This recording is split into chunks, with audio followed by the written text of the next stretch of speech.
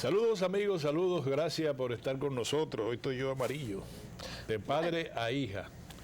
Gracias con Kirsi Mejía y un servidor de ustedes, Orión Mejía. Saludos, Kirsi. Bienvenidos a otra conversación familiar en De Padre a Hija. En el estudio, yo me siento muy bien. Muy bien de estar aquí, de volvernos a encontrar desde nuestro hogar aquí en Teleradio América. Exacto, quiere decir que no estamos a distancia, estamos en vivo en el estudio de Teleradio América, que es un canal, señores, aquí deberían hacer a los estudiantes, incluso a los estudiantes de comunicación de la Universidad Autónoma de Santo Domingo y de otras escuelas de periodismo, tour para que vean lo que es un canal de televisión. Debe estar incluido. No, ¿por qué? Porque vienen y ven un canal, el estudio A, el estudio B, ven el área de laboratorio, el área de trabajo. Mira, a mí me parece, se me acaba de ocurrir otro muy buen tema para un próximo programa, porque muchas veces, y te lo digo por mi vida de estudiante de bachillerato, los muchachos no escogen bien sus carreras porque no se les presenta como tal cuál va a ser el escenario de trabajo de esas carreras. Tú te idealizas, bueno, yo quiero andar en saco, entonces yo voy a trabajar en un banco, pero realmente no se te presenta la realidad del trabajo al final. Sí. Pues así, aquí nosotros tenemos la suerte de estar trabajando en un buen canal. Todos los canales son buenos, todos, porque yo he trabajado en muchos canales, de manera que todos son muy buenos, pero nosotros estamos en uno de los mejores, así podemos decir. Sí, a mí me ha tocado hacer radio y televisión aquí. Aquí también, magnífico y extraordinario. Miren, una cosa que decimos al comienzo de este programa está vinculado, como ustedes saben, como es su naturaleza, su génesis, con la familia. Entonces nosotros buscamos todos los temas que puedan ser útiles para el conglomerado familiar. En el día de hoy tenemos un tema que va a ser seguramente muy útil. Es decir, nosotros temas de la educación, temas de la salud, temas de la seguridad, puede ser hasta un tema inmobiliario. Si es menester presentárselo a la familia, lo hacemos. Tema financiero, hemos tratado, sí. Por cierto, tenemos que volver. No, está en agenda el tema financiero. Está en agenda el tema financiero, cómo la familia maneja sus finanzas, temas relacionados con la unidad familiar frente a un tiempo que le están diciendo a ustedes y a nosotros que es ahora de que la agenda, que se está manejando una agenda a nivel mundial. Yo no sé qué es eso, pero una agenda donde usted no es usted, ni es lo que aparenta, sino lo que es posible que sea, o lo que desee ser. Una vaina que no la vamos a entender, pero esa es la agenda, una agenda rarísima. Y el conservadurismo ha vuelto a los Estados Unidos con la presunta, todavía no es una decisión, de la Corte Suprema, de que no va a prohibir el aborto, sino que lo va a desconstitucionalizar. Quiere decir, lo va a sacar del hecho de los derechos inherentes al ser humano y lo va a llevar a la prerrogativa legislativa de todos los estados. Habrá estados que lo van a prohibir, otros estados lo van a dejar, pero ya no es un derecho de las enmiendas que tengan la misma calidad o la misma jerarquía que las enmiendas constitucionales. La sentencia de la Corte Suprema tiene jerarquía absoluta, pues es una sentencia de hace 50 años que el tribunal la va a revocar. El tribunal no, la Corte Suprema de los Estados Unidos. Vamos a ver. Entonces aquí estamos. Tú no quieres que yo diga algunas cosas, pero tanto tú como yo, tú sabes que yo viajaba mucho a Costa Rica. Sí. Don Carlos Aquino González falleció. Quien quiera saber quién es él, es uno de los técnicos de mayor reputación que tuvo la República Dominicana. Fue ministro de Agricultura y fue director del Instituto Interamericano de Ciencias Agrícolas. Falleció, nosotros lo lamentamos mucho, la amistad que nos dispensó, honor para nosotros, y a su familia le decimos que despidan con orgullo a un gran servidor público, le deseamos paz a su alma y consuelo a sus familiares. Eso es así. Adelante. Hoy tenemos tema de salud. Hoy tenemos un tema importante, temas que te encantan, porque te encantan cuidar la salud, sobre todo a ti. Sí, le gusta mucho cuidar su salud. Entonces, hoy vamos a tener al doctor Juan Pablo Mejía. No es familia, pero... No, es de la misma rama. Es de la misma rama. Para hablarnos de temas de urología relacionados con la familia. Yo conversaba un poco con él antes de entrar al aire. que se tiene por norte que el urólogo va de la mano con la rama masculina exclusivamente. Hoy vamos a descubrir que eso no es así y por qué. Sí, además, la interacción que debe haber en la familia respecto a la salud de uno y de otro. Por ejemplo, Kirsi se preocupa mucho por la salud de sus hijos, pero no tanto por la salud de su papá. Pero, por ejemplo, yo pongo un ejemplo.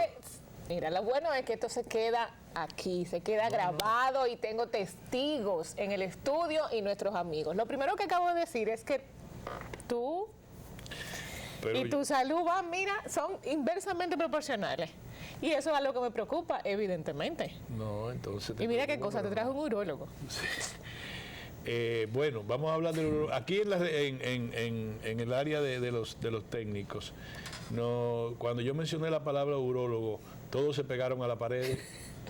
Entonces eso es importante que nosotros hablemos de eso. Y es un doctor joven, muy talentoso. Claro que sí. El doctor Juan Pablo Mejía, que es urólogo, y él va a hablar también de algo que yo no entendí. A los médicos y los ucranianos es difícil entenderlo, cuando hablan de los técnicos como son. Él también me habló de que vamos a referir un tema que ustedes lo van a entender igual que yo, porque aunque sean urólogos. Mira, yo me siento muy bien cuando conozco médicos jóvenes dedicados a su carrera, porque hoy en día, yo espero que en algún momento cambie. Yo hablo con mis hijos y con sus amiguitos y todos quieren ser youtubers, quieren ser estas carreras nuevas y quieren ser mecatrónico y hacer robots. Algunos quieren, bueno, ya tengo un amiguito de mi hija que quiere ser cantante urbano y se viste como tal y todo. Entonces yo dije, ¿dónde vamos a quedar? Si todos los muchachos ahora van a ser youtuber y cantante urbano, nos quedamos sin médico. En mi generación, Kirsis, queríamos ser abogados, médicos, ¿qué más era? Un poquito arquitecto, pero no era mucho, ingeniero. Yo quería ser diseñadora de interior y me dijeron que no. No, pues eso no existe. ¿Pero qué yo hago finalmente? Es verdad, gracias. Contra la voluntad de uno, pero bueno, está bien. Eso es verdad. Pero uno termina haciendo lo que el destino le proporciona. Pero me gustaría un poco menos de youtubers y un poco más de médicos, digo yo. Sí, debe ser. Por ejemplo, a mí abogado fue lo primero que quería hacer, pero mi vocación era periodista. Yo fui posteriormente abogado, ejercí el derecho, pero yo soy periodista. Yo creo que finalmente mi vocación, a pesar de que tampoco me dejaron, lo digo públicamente, tampoco me dejaron estudiar comunicación social, terminó siendo la comunicación. Tú sabes que a los padres no les gusta que los hijos estudien su carrera porque como el Pero dijo que no, señores, dijo que no, y me salió en los tests, en los exámenes psicológicos que le hacen a uno en el colegio, me salió, como, o sea, tenía todas las... No, dijo que no. Mi amigo, un amigo, no voy a mencionar su nombre, poeta, fue donde el director del periódico El Listín Diario, don Rafael Herrera, a explicarle la trascendencia de la poesía y eso. Y don Rafael le dijo, ¿qué poeta ni poeta? Este país lo que necesita es mucho agrónomos. La idea que se tenía hace mucho tiempo, estamos hablando de don Rafael, cultísimo, gran director del Listín Diario y padre del periodismo dominicano, uno de los padres del periodismo dominicano, le dijo, aquí lo que necesitamos es agricultores, digo, agrónomos. Y la señorita que ante el acoso policial en una manifestación le dijo, yo soy una poeta de la patria. Y el policía le dijo, ¿qué poeta ni poeta? Caminen alguna. Con estos chistes malos y groseros, vámonos a un cambio, porque este es un programa que debemos también activar el buen humor de la familia dominicana. ¿Kirsi, te parece? Claro que sí, para eso estamos aquí. Vámonos a un cambio. Quiero decir que denle seguimiento, y esto no me mandaron a decirlo, pero a mí me agradó escuchar al director de la AFP Reserva.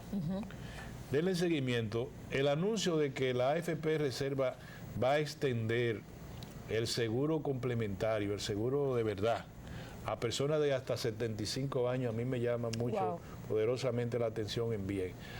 Este es un país del que cumplió 64 años, más le vale haberse muerto a los 63. Porque a los 64 años nadie lo quiere en medicina. Le niegan todos los seguros, le niegan todo, no tiene nada, el seguro se le vuelve chiquitico, nada más para las cuestiones básicas. Un hemograma y cuidado. Hemograma y sí, cuidado preventivo y atención primaria, esa cosa. Y ahora la AFP del Banco de Reserva, que va al público, antes era reservada a sus empleados, a mí me parece, eso debieron haberlo publicado más, me parece muy bien, me parece una revolución en el sistema de la administración de riesgo de salud. Vámonos a un cambio, señores, retornamos casi de inmediato.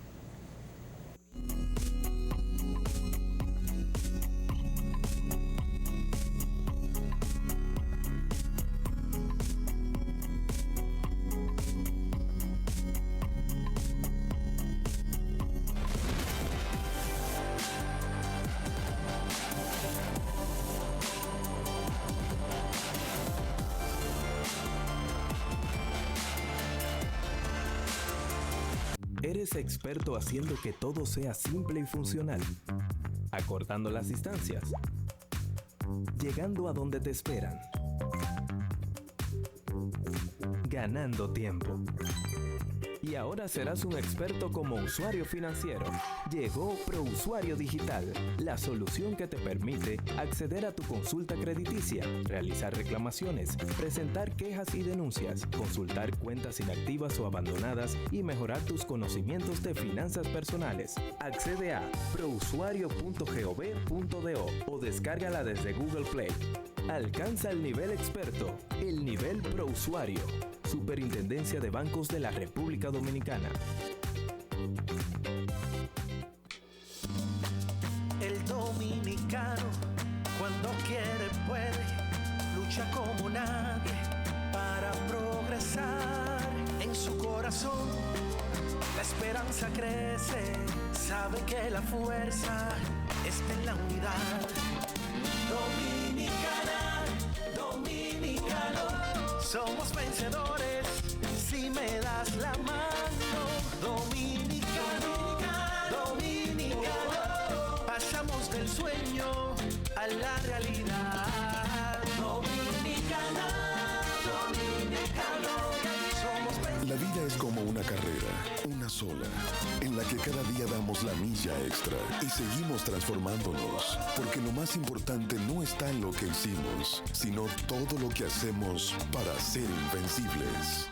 Banreservas, el banco de todos los dominicanos.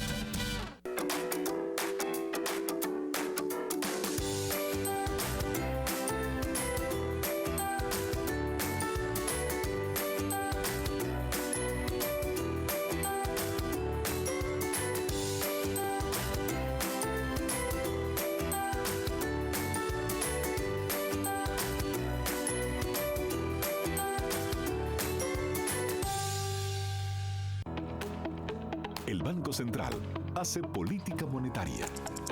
Para ello, utiliza la tasa de política monetaria, buscando incidir en las tasas de interés a que los bancos captan ahorros y prestan para el consumo de los hogares y la inversión de las empresas. El objetivo de la política monetaria es mantener la inflación en torno a una meta definida por el Banco Central, logrando la estabilidad de precios y contribuyendo a crear las condiciones para un crecimiento económico sostenido. Banco Central de la República Dominicana, por la estabilidad y el crecimiento. El organismo legislativo volvió a realizar un trabajo productivo en beneficio del desarrollo del país, con la aprobación y estudio de varias iniciativas de leyes, el traslado de comisiones permanentes a diferentes zonas del país para verificar denuncias, cambio de nombre a instalaciones deportivas y velar por la conservación de las cuevas El Pomier. Además, los diputados aprobaron el proyecto de ley que designa con el nombre José Tomasito Binet Mies el complejo deportivo de San Pedro de Macorís y 2 resoluciones solicitando obras al presidente. Otras 28 comisiones permanentes trabajaron diferentes iniciativas de leyes. El presidente de la Cámara de Diputados, Alfredo Pacheco, aseguró que el gobierno está claramente decidido a producir una reforma policial. En un desayuno organizado por la Asociación de Industrias, indicó que esa reforma debe agilizarse para que sea aplicada lo más pronto posible. Cámara de Diputados de la República Dominicana. ¿Eres experto haciendo que todo sea simple y funcional? Acortando las distancias. Llegando a donde te esperan. Ganando tiempo. y ahora serás un experto como usuario financiero. Llegó ProUsuario Digital, la solución que te permite acceder a tu consulta crediticia, realizar reclamaciones, presentar quejas y denuncias, consultar cuentas inactivas o abandonadas y mejorar tus conocimientos de finanzas personales. Accede a prousuario.gov.do o descárgala desde Google Play. Alcanza el nivel experto, el nivel ProUsuario. Superintendencia de Bancos de la República Dominicana.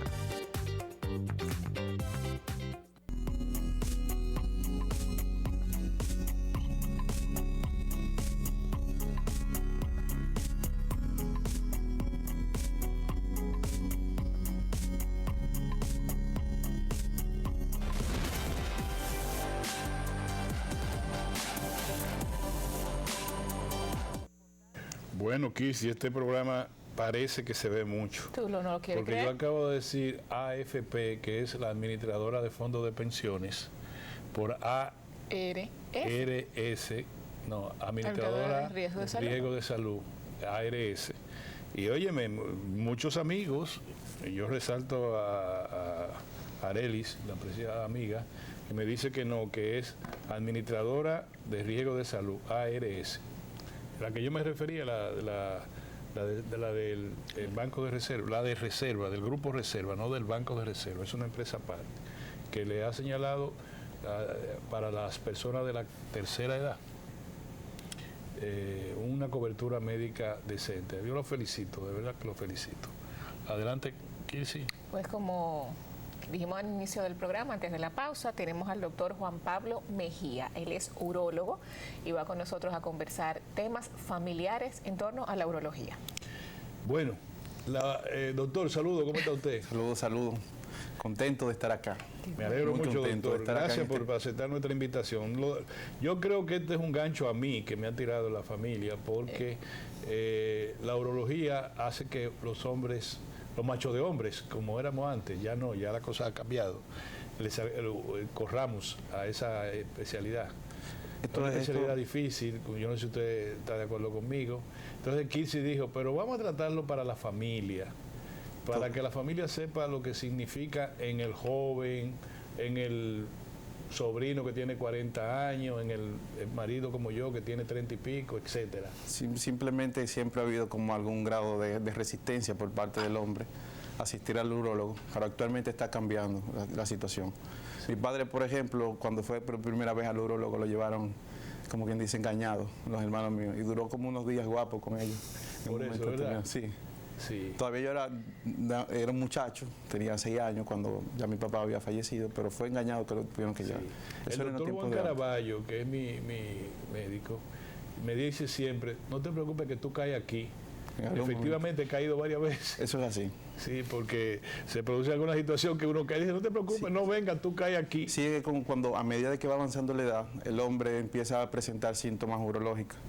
Y de alguna otra manera, otra forma, va al urólogo, tiene que asistir.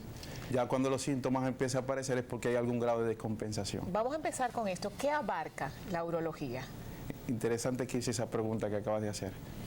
La urología es una rama de la medicina, una especialidad tanto clínica como quirúrgica. Podemos hacer tratamiento clínico como también podemos hacer cirugía, o sea, somos cirujanos. Abarca no solamente el tratamiento de hombres, sino que también tienen que ver con, también podemos tratar mujeres, porque las mujeres y hombres también tienen órganos en común, por ejemplo, tienen riñones, tienen vías urinarias. Claro, no hay riñón masculino, hay riñón femenino. Exactamente, es el mismo riñón. Lo único que embriológicamente hay algunos cambios que se producen para que se desarrolle el órgano sexual masculino y algunas vías que sean independientes entre una y otra. Okay. Sí, entonces la rama de la urología es una especialidad clínica quirúrgica que se encarga de tratar las patologías que afectan a los riñones y vías urinarias, así como también el aparato reproductor masculino. Y hay unas glándulas que son parte del sistema endocrino que también la tenemos que incluir, que se llaman glándulas suprarrenales, por la relación que tienen con el riñón. Okay. En una oportunidad a mí me hicieron una auscultación, pero no de la que ustedes acostumbran a hacer, sino chequeándome por alguna razón. Y había una uróloga. Okay. usted entenderá cómo yo pasé. Ay, papi, eso no tiene nada que ver. No, espérate, yo dije, bueno, Virgen de la Altagracia, ¿qué es esto? Hay urólogas. Hay urólogas. Actualmente las mujeres están empoderadas en el proceso de lo que es la educación continuada y hay muchas urólogas ya que están incursionando en esta área. Hacen la especialidad médica. Sí, claro que papi, sí. hay que evolucionar en la vida, uno no se puede quedar ahí. Y muy buenas urólogas. Hay muy buenas hay buenas urólogas, sí, hay muy buenas urólogas. Y usa, bueno, yo no quiero decir, se puede decir a esta hora, no porque yo quiero... El mismo método, papi, porque el método es el mismo. Yo quiero preguntarle, doctor, compréndame mi sinceridad. ¿Ellas también utilizan el dedo mayor? El mismo dedo de examen ese para uno y para otro, no tiene ningún otro. Una dama. Una dama. Señora, yo le pido excusa por el nerdentalismo de mi padre a esta altura de juego, No, papi, por una favor. pregunta, tú ves, yo le pedí excusarle al doctor una pregunta. Yo soy periodista, Kirsi, una pregunta. Ay, Virgen de la Altagracia. Sí, generalmente... Tú también vas a No, si argumentar tu hija, la libertad. si tu nieta estuviera aquí o un millennial de eso, acaba contigo. Sí, pero como no están aquí... No, la parte de la resistencia siempre a asistir al urólogo es porque hay una parte que me imagino que es el examen físico de la próstata, que se hace a través de la vía rectal, que hay que hacer un tacto rectal por la relación que tiene la próstata y el recto. La próstata está delante del recto, una celda que se llama celda prostática. Entonces en ese lugar podemos acceder a ella tocándola a través del recto y así podemos determinar casi el 85% de los tumores que afectan a la próstata, porque se localizan en esa área, en la área periférica y posterior, que es la parte adenomatosa de la próstata. Entre el examen por vía sanguínea y ese, es mejor siempre el físico. No, es que uno es un complemento de otro.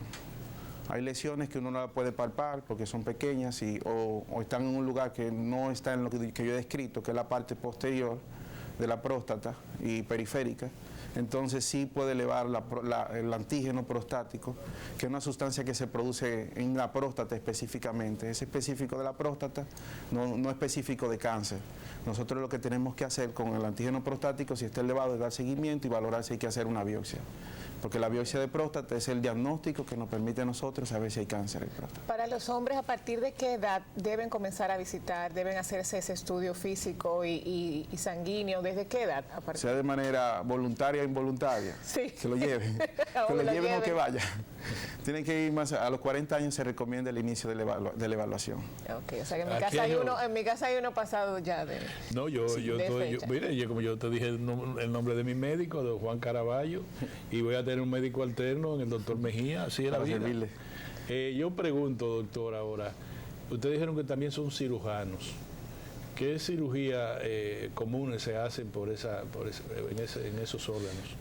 Hay muchísimas cirugías. Entre ellas, como tenemos dos órganos que tratamos, o dos grupos de órganos que tratamos, porque tratamos el aparato reproductor masculino y también el aparato urinario. Entonces hay amplias cirugías, desde cirugía mínimamente invasiva hasta cirugías que tienen que ser ya a nivel de los genitales externos. Por ejemplo, varicoceles, circuncisión.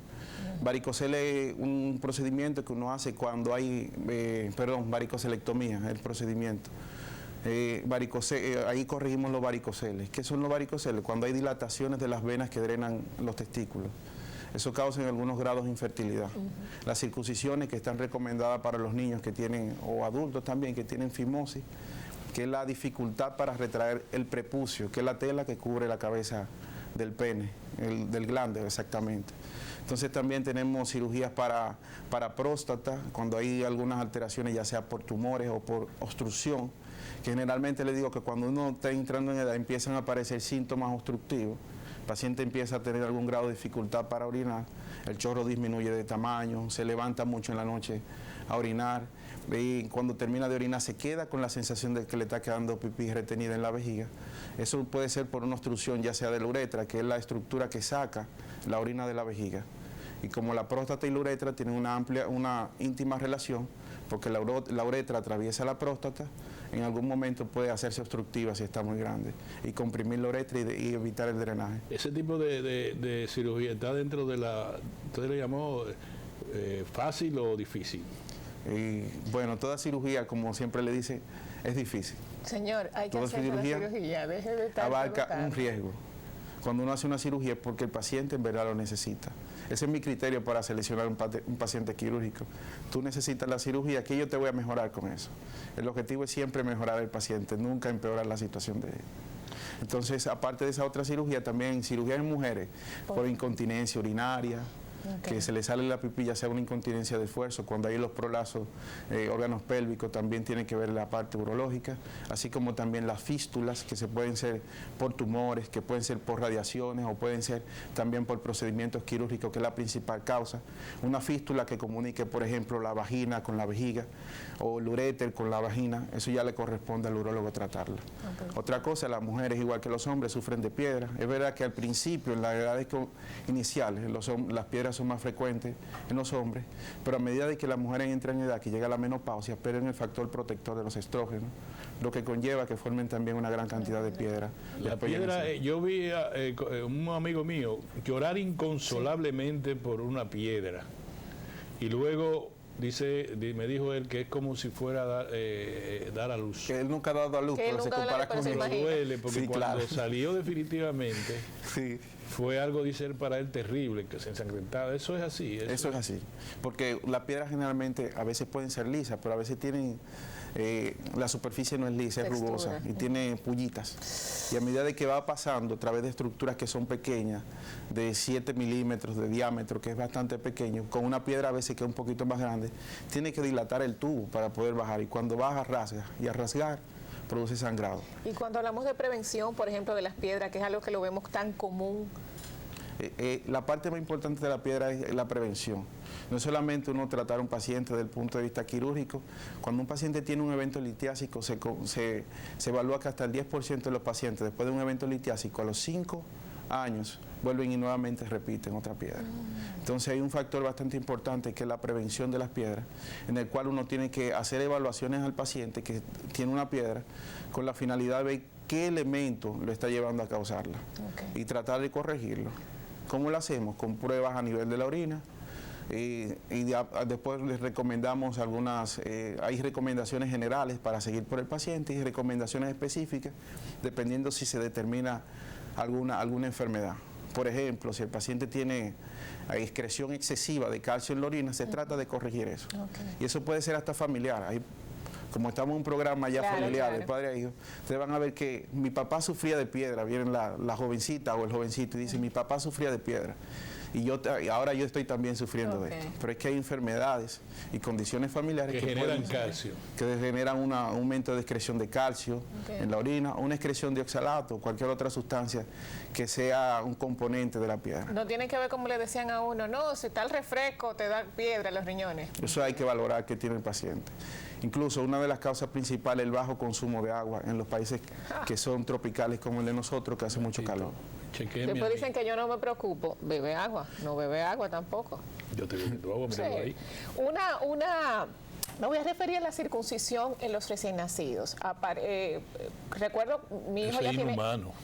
Oye, ahora, mi hijo tiene 13 años y en el momento que nació parecía como una especie de moda. No, hay que hacer la circuncisión. Finalmente sí se la hicimos por recomendación de su pediatra, pero es un procedimiento necesario, hay que hacerlo cuando el niño nace. ¿Qué tiene que ver la circuncisión o es simplemente una moda de las madres de hoy? Nosotros tenemos, la circuncisión, vuelvo y repito, es quitar el prepucio que recubre la cabeza del pene, que es el glande. Entonces removemos la telita que recubre la cabeza del glande, la telota, dependiendo si es un adulto. Entonces, eso tiene indicaciones hasta religiosas, tiene indicaciones ya también que son indicaciones absolutas. Por ejemplo, un paciente que no pueda retraer o que se haya tapado, porque el prepucio a veces se inflama tanto que cierra totalmente. Otra condición es la parafimosis, que el prepucio, como es estrecho, lo echan hacia atrás, se queda estancado atrás y no puede retornar nuevamente a su posición original para cubrir nuevamente la cabeza. Eso causa una inflamación importante, disminuye la llegada de sangre a la parte distal del pene y eso puede ser una condición de que hasta pueda perder o se infecte o pueda perder el miembro. Entonces, sí hay indicaciones que son absolutas y relativas. Los niños no necesariamente tienen que circuncidarse, pero pueden hacerse. No hay ninguna contraindicación en ese ámbito. podemos operarlo ya después también que estemos un poquito más grandes.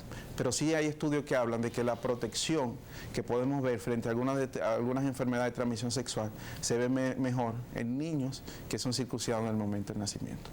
Ah, bueno, y también es por sanidad. Sí. Sí, o sea que dentro de la balanza es un poquito más positivo hacer la circuncisión que no hacerla. Exactamente. Otra cuestión es, por ejemplo, hay factores estéticos y otro que es de irritativo. Hay el esmegma, que es la sustancia que se acumula, que viene de unas glándulas sebáceas, que están en relación con el glande y el prepucio, se acumula en esa área y es irritativo muchas veces. Y a veces por higiene uno quita el prepucio y esa área, esa piel de ahí cambia, esa piel y mucosa cambia y se vuelve un poquito más resistente. Y como está descubierto, ya la bacteria hace menos efecto y menos inflamación. Enfermedades infectocontagiosas, muy común en los tiempos... bastante frecuente. En otro tiempo era la muerte, sí, incluyendo el VIH. Ahora son enfermedades de larga duración, de permanencia. El Así VIH mismo. no se quita. Así mismo. Puede uno sobrevivir. Totalmente. Pero hay otras que se ocultan, como la venérea, como ese tipo de enfermedades. Desde el punto de vista de su área especializada, ¿cuáles son las incidencias que tienen ustedes en su consultorio que ve que una situación se ha agravado por un historial clínico de naturaleza infecciosa? Bastante frecuentes son las enfermedades de transmisión sexual. Cuando hablamos de enfermedades de transmisión sexual incluimos todos esos microorganismos que pueden causar infecciones genitales o de manera sistémica que se transmiten a través del contacto sexual. Entre ellos tenemos un sinnúmero que pueden ser virales, que pueden ser por hongos y pueden ser también bacterianas. Entre las virales podemos resaltar, por ejemplo, el virus del papiloma humano, que es una de las principales causas de consulta o motivos de consulta de los pacientes. ¿Qué hace ese virus? Ese virus lo que crea se ha relacionado con cáncer cervicuterino. Actualmente la prevención que se está haciendo con las mujeres del chequeo cada año de manera regular, el Papa Nicolau, ha permitido que se detecten más rápido los casos de los cánceres cervicuterinos y la prevención ha sido bastante buena y ha disminuido la incidencia de tal. Y también hay una vacuna que previene lo que es la infección por el HPV. El HPV es el virus del papiloma humano y ese puede relacionarse con cáncer de genitales, de piel y mucosa de esa área, cáncer de faringe y laringe y cáncer oral, porque es un virus que causa verrugas y esas verrugas pueden también cambiarse y producir cáncer de tipo epidermoides, que son de tipo pavimentoso, de piel o de tejido epitelial. Entonces, relacionado más bien con cáncer en los genitales y también de otras mucosas, no solamente se limita ahí. ¿Qué le puede recomendar, que usted recomendaría a los padres y madres ya de muchachos adolescentes, ya de primera juventud, 18, 19, 20 años, que están alrededor de esa situación, que se quedan callados, no dicen nada, al final quizá la madre con mucha sapiencia se da cuenta de que algo está pasando y lo llevan al médico, pero generalmente cuando van con condiciones muy deplorables? Sí, es muy importante lo que es la educación en valores de la familia. Me encanta este programa por ese concepto que tiene, de verdad. Gracias. Estoy muy contento de estar aquí. Gracias. Entonces, eso y la comunicación en la familia debe de ser elemental. La madre o los padres hablar con sus hijos, porque muchas veces hasta puede ir un menor de edad, incluso con algunas de esas situaciones. Y es por falta de conocimiento de que esas situaciones y que eso está tan frecuente y que pueden infectarse fácilmente. Porque hay enfermedades esas que no se ven, que no están a la visibilidad. Por ejemplo, la uretritis gonocócica, que hay secreciones a través de la uretra, secreciones de descargas purulentas. Las mujeres generalmente a veces no causan ningún síntoma. Y cuando tienen la penetración, discúlpeme, se puede... No. Claro. Entonces el hombre puede contagiarse y causar una inflamación en la uretra con descargas también. En la mujer es difícil poderse a veces dar cuenta si tiene la infección, a menos de que no se haga un examen físico interno para ver si hay alguna secreción con relación a eso. Entonces, actualmente, si ya ha tenido contacto sexual, hacerlo de manera responsable, utilizar algunos dispositivos que sirven para prevenir esto, por ejemplo, el preservativo. Sin embargo, doctor, perdona que le interrumpa, aquí las iglesias no permiten eso. En Estados Unidos yo lo he visto en el Alto Manhattan distribuir, lo he visto con mis ojos, distribuir preservativos en escuelas que son básicas. Sí. Al muchacho, todo el mundo que está ahí van y le entregan. Y aquí eso parece que es un pecado capital. Sin embargo, ¿cómo protegemos nosotros a nuestros hijos e hijas que tienen una edad, están en la universidad o están en un liceo ya avanzado, con una edad que van a la discoteca? ¿Cómo yo puedo estar seguro de que mi hijo o mi hija no puedan sufrir algún tipo de enfermedades? Lo más importante es hablar con tu hijo o hija, comunicarle que existen las situaciones, porque en un determinado momento uno no está todo el tiempo ahí para vigilarlo, y que se puede presentar esa situación y tener contacto sexual con una persona que está infectada. Y si lo hace, orientarlo de que lo haga de manera protegida y que lo haga de una manera segura. En verdad, lo más seguro para no contagiarse es la abstinencia, pero lamentablemente uno no está ahí todo el tiempo para uno supervisar todo lo que hace el hijo o hija, y más con la tecnología que está ahora. Claro. En otros tiempos, tiempo de nosotros, los hermanos mayores se encargaban a uno de decirle que uno tenía que conocer su primera experiencia, y era peligrosísima, claro, por cierto. Sí. Ahora no se sabe lo que pasa. No. Ahora no, sí, no se sabe lo que pasa ahora. Lo sé. Ahora no es que un hermano te va a llevar a ninguna parte, ni que tú vas a tener nada. No se sabe lo que puede pasar. Entonces, ahí yo digo, por ejemplo, uno le puede decir a padres y madres de hijos que están en las universidades, que están o ya a final del bachillerato, qué tipo de situación, si en su ropa interior, si puede ser algo, porque la verdad que los muchachos, uno tiene que decirlo así, son ignorantes, no saben ni les interesa. Ellos quieren decirle a sus amigos o amigas que son unos tiburones. No, y que, por ejemplo, hacen automedicación, buscan consejos de las personas que son menos indicadas. Sí. A veces le preguntan a papá Google, le manda una información, y ya por el susto que le da la información que han leído de que hasta cáncer pueden tener, le comentan a sus familiares, a sus responsables, y ya al final terminan todo el mundo desesperado buscando el especialista que pueda ayudarlo en eso. Ya cuando la cosa está muy... Entonces, es una situación simplemente utilizar estos medios, utilizar los medios informativos para tratar de... Si el muchacho comienza él lavando su ropa interior, ¿no parece eso sospechoso?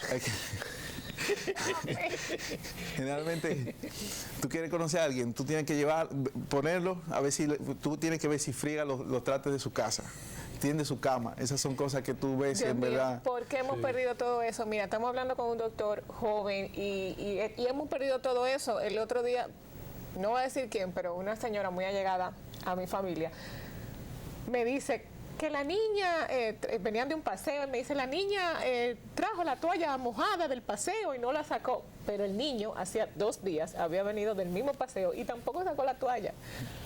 Pero el problema era que la niña no había sacado la ropa mojada. Digo yo, no, pero él también le eché el mismo boche al niño que no la sacó también.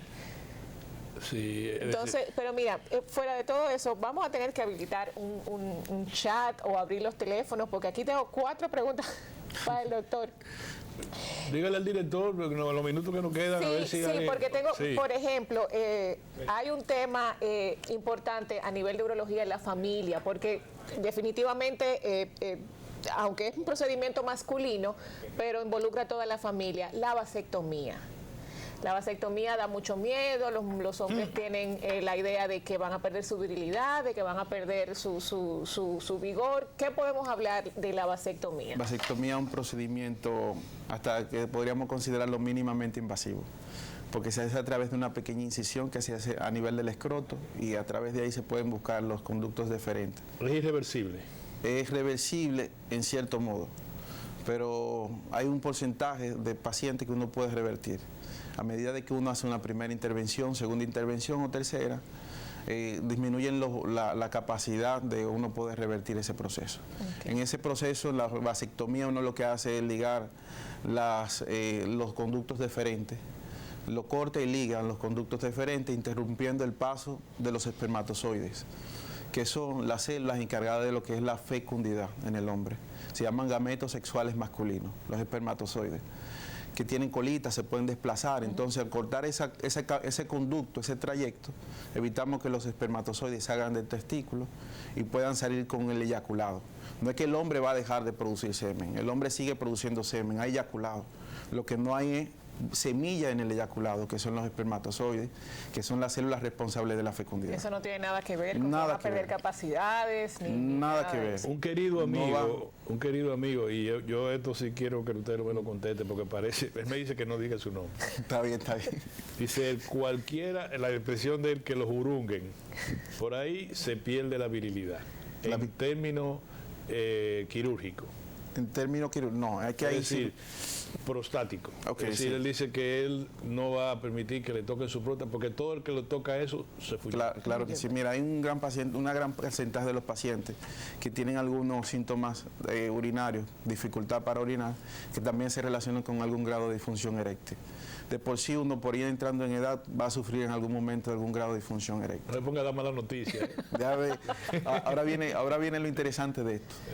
Lo interesante es que hay procedimientos para tumores de próstata, cáncer de próstata, y por la cercanía que tiene la próstata de unos cables, o mejor dicho, unos nervios, que llevan lo que es la sensibilidad y también llevan lo que es la inervación motora a los vasos sanguíneos del pene, que sí pueden producir algún grado de disfunción.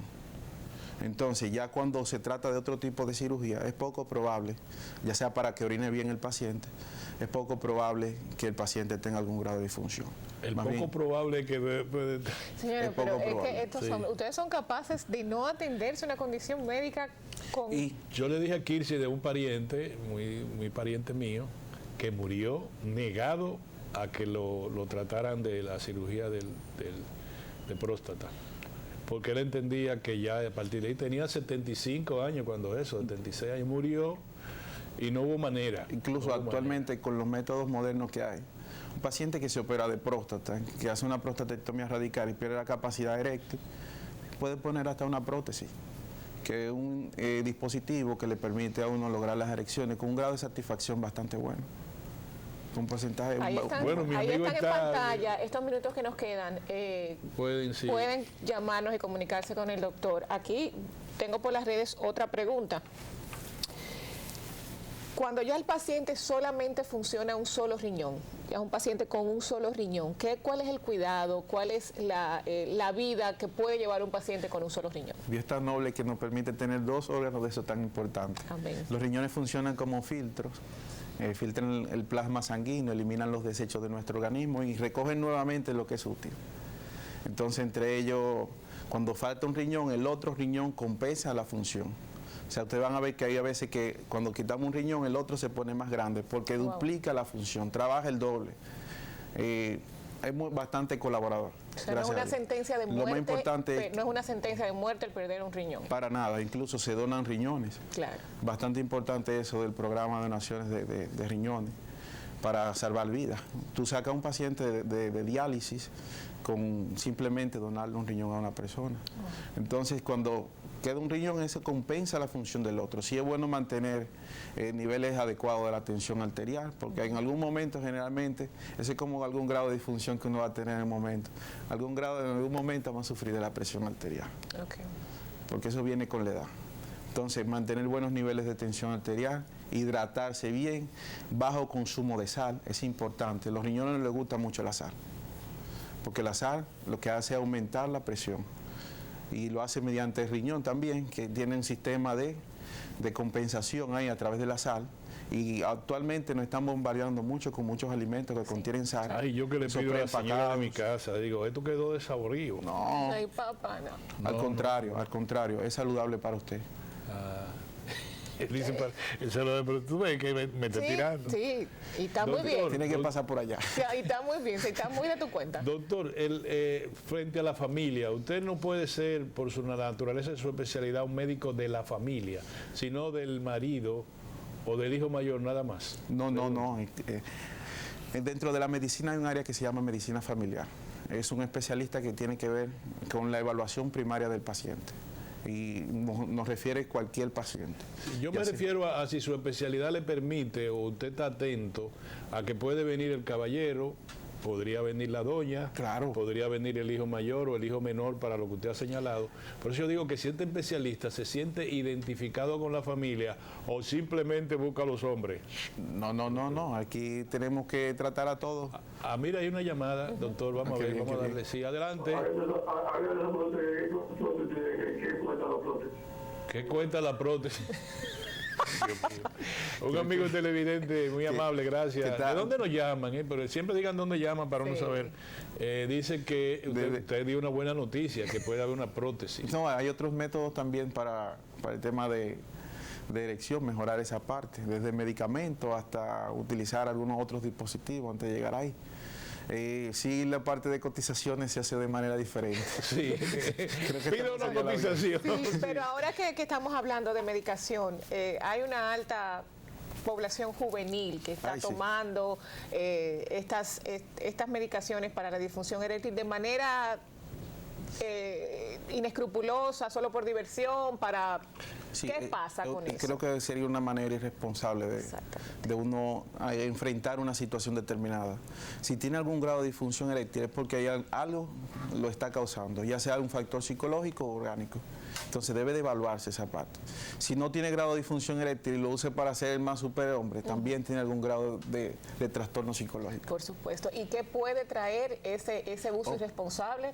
Porque son muchachos jóvenes, digamos en sus 20 y peor aún, a veces menores y en sus 18 años, están empezando a usar ese tipo de medicación y que puede traerles eso. Uso inadecuado de esos medicamentos con patología de base y alguna mezcla con alguna sustancia, pueden, como son vasodilatadores, pueden tener un efecto importante a nivel cardíaco.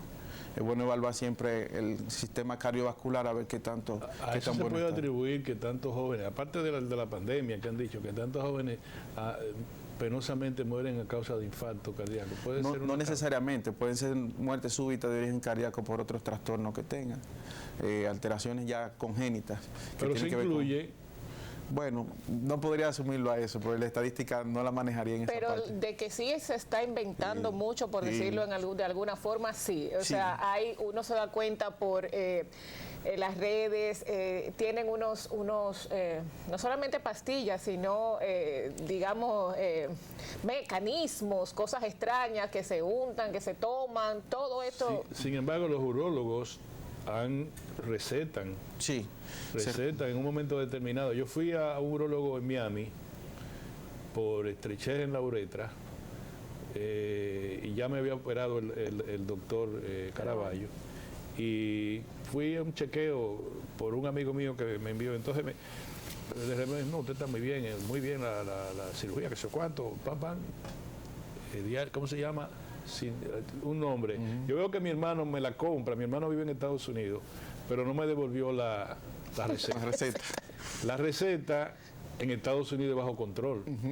Aquí usted va al colmado, está bebiendo cerveza y en el colmado le tienen el azulito, la verde o la yo soy fanática de la pelota y hubo un momento en que salía en grande la tal cosa, el nombre de la pastilla. Hay muchos medicamentos de esos que se están vendiendo con nombres y como no están regulados acá con el tema de prescripción médica no hay problema, se lo piensan así. Incluso un amigo mío, que no voy a decir su nombre porque me va a matar, él compra en la India con la base de qué sé yo qué cosa. Sí, hay algunos si me oyó, yo tengo ingredientes problemas, o no sé, sí, pero he oído que en India hay entonces él compra, él le dice a los amigos, si tú quieres, tú me das tanto, que yo es anual, yo compro tanto.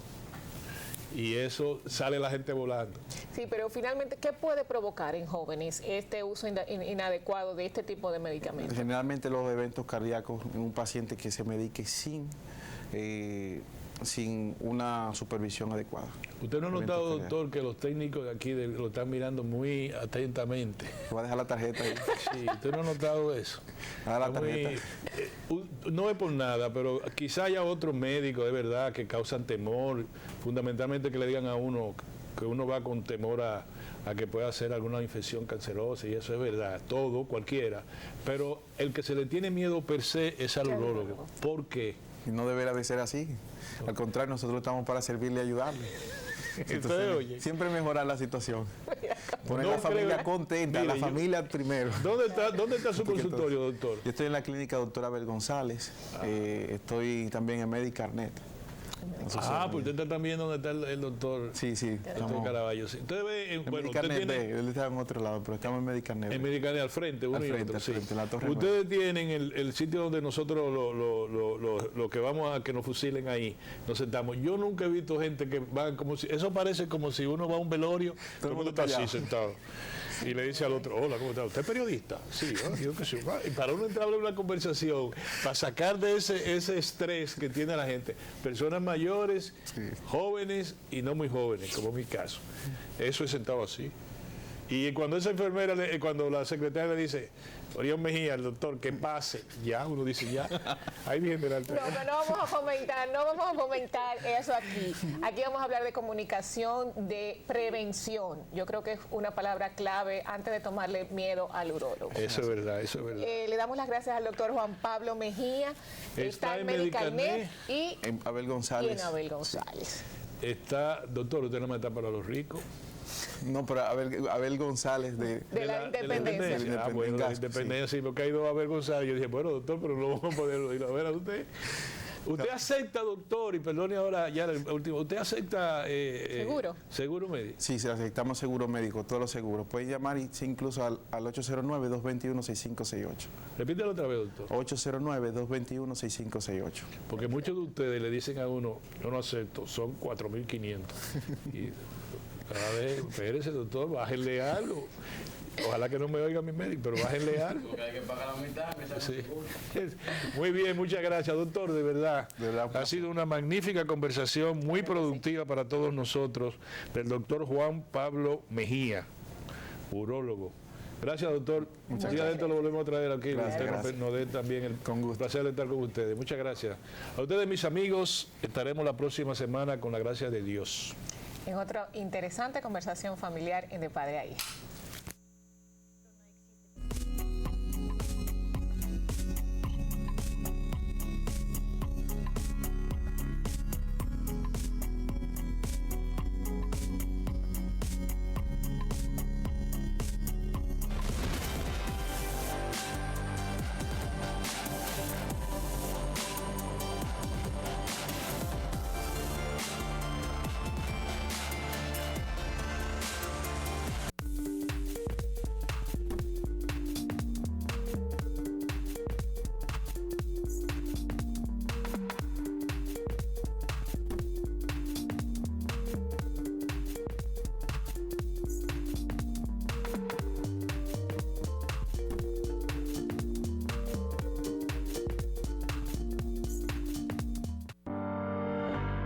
Próximo, la hora de consuelo. Después, Soberanía Popular Televisión.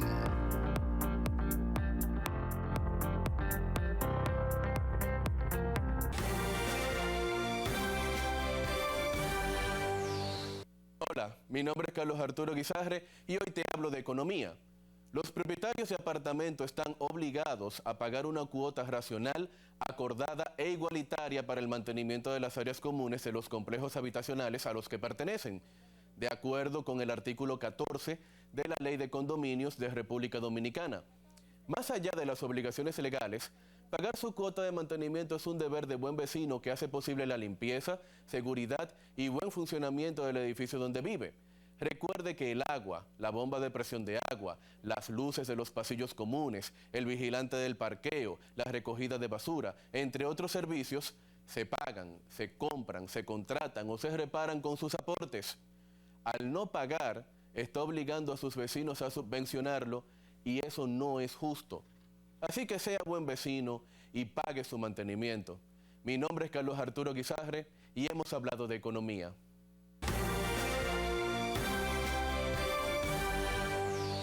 En homenaje a todas las madres dominicanas, vuelve al Teatro Nacional Andrés Cepeda. Uno de los más emblemáticos cantautores de Colombia regresa al país con su concierto Andrés Cepeda 2022. Poesía, sentimiento, pasión y romanticismo.